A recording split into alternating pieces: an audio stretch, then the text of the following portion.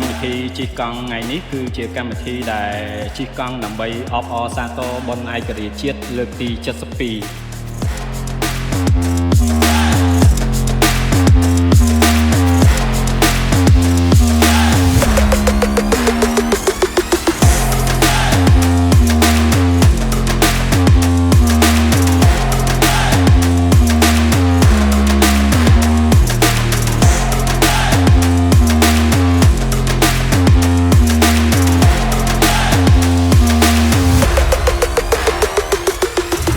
កម្មវិធីនេះផងដែរពួកខ្ញុំធ្វើចម្ងាយ117គីឡូម៉ែត្រដើម្បីឲ្យមានការ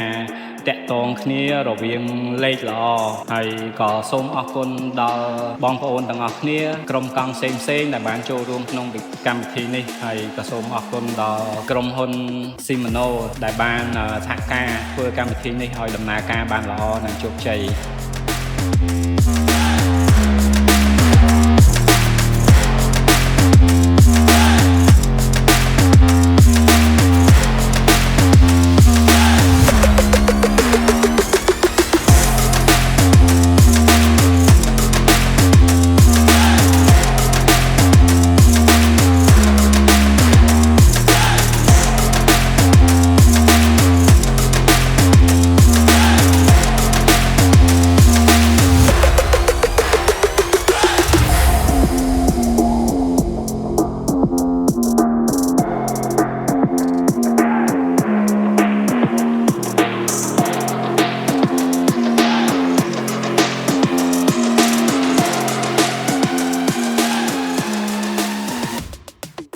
កម្មវិធីជិះកង់អបអរបុណ្យឯករាជ្យជាតិលើកទី